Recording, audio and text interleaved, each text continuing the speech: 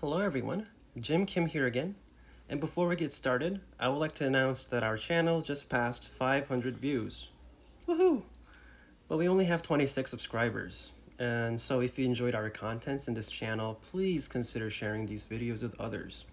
Again, we're not interested in making money, but we want everyone, whether you're a med student, college student, or even a high school student, we want you to understand the basics of our human body, to form this intuitive understanding of how amazing our body is. And that's how I got started in medical school in the first place. I wanted to learn more about the body, and I find myself learning about the human diseases and how awesome our body is. So let's get started. Today, we'll be talking about breathing. Breathing is such a natural thing to do. We do it all the time without even realizing that we're doing it. In fact, we breathe in and out roughly every 3 to 5 seconds. But as usual, there is a lot of moving pieces involved. So today, we'll focus on the basics of how air travels from outside your body into the lungs. So let's get started. So here is our male model as usual. Removing the skin reveals that some of the bones and structures have already been manipulated to visualize how breathing works. So let's get started with the nose. You see a frontal view of the nose here and can observe the airway inside the bone as being highlighted here. And from the posterior or the behind view, you can actually see the air passage in the nasal cavity as well as this bone-like structure called the inferior nasal conchae. And this structure allows the creation of this turbulence of incoming air to humidify it as it interacts with the mucus and the blood vessels inside the nasal cavity. And this is important because you don't want the incoming air to dry out the pharynx and larynx as it travels to the lungs. Now, from the lateral view, you can actually appreciate the pharynx. And as the air travels down, you can actually see this outpouching of a structure that I'm trying to highlight here. Right there, the uvula, which is the structure that is located at the junction of the oropharynx and the nasopharynx. And this is also the structure that your doctor looks at when they ask you to open your mouth and say ah. And the uvula should stay right in the middle as you say ah, because if it deviates to the left or to the right, that means you have damage to one of the cranial nerves called the vagus nerve, responsible for breathing and a lot of other functions inside your body. And if you don't know what the cranial nerves are, don't worry, because we'll cover them in our upcoming neurology videos. From there, air that you breathe in keeps traveling down until it runs into this flappy structure called the epiglottic cartilage, which is surrounded by mucosa. This is where the pharynx is divided into two passages. From this oblique angled view, you can actually see that the esophagus, as you go down, is located more in the posterior side of the pharynx, and the larynx, as highlighted here, is more on the frontal side. So how does our body make sure that the food is swallowed only through the esophagus while air is directed to the larynx? For this, we're going to have to do a drawing.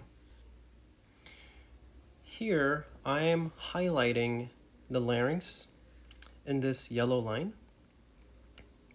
So there's trachea being highlighted, and then it goes all the way up to highlight the epiglottic cartilage. And I'm going to shade the inside of the epiglottic cartilage to show that this is a three-dimensional structure. And then I'm going to highlight the air particles that are about to enter the larynx in these blue particles.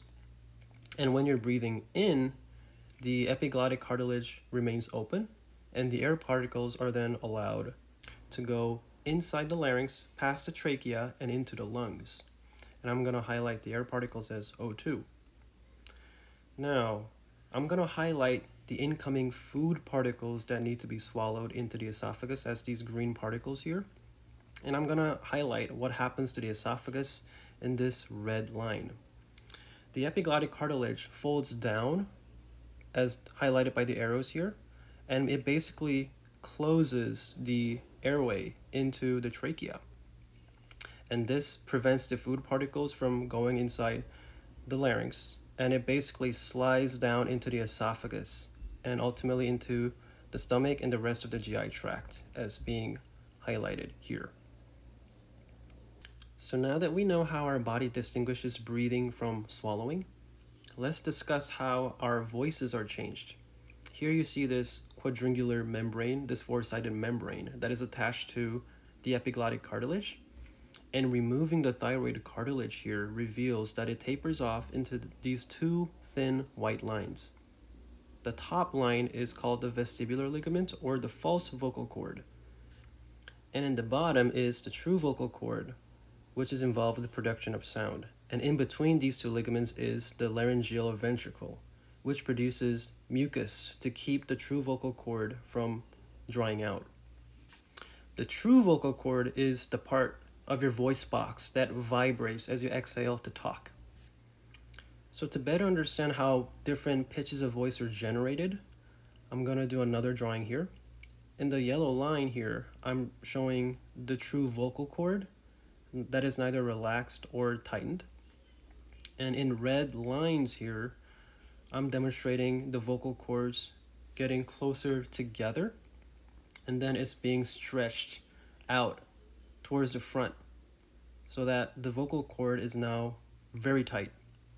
And the vibration of the vocal cord as the air gets exhaled creates a high-pitched voice.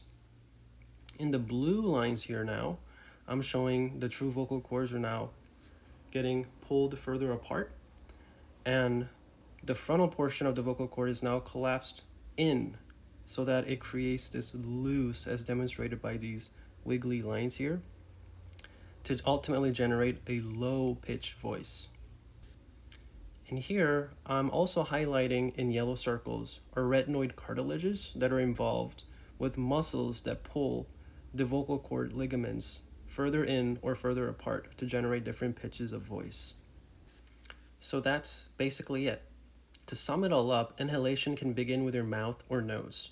In this example, as the air enters the nasal cavity, as highlighted here, there are these bone-like structures called conchae, specifically inferior conchae, that create turbulence of air that interacts with blood vessels and mucus to humidify the incoming air. It then travels down through the pharynx, uvula, and ultimately at the epiglottic cartilage, which stays open when you're breathing and closes when you're swallowing to direct the food either to the lungs or to the esophagus respectively. Finally, we have these true vocal cords that vibrate as we exhale air from the lungs and produce different pitches of voice depending on the tensile strength of the vocal cords manipulated by the muscles around the vocal box.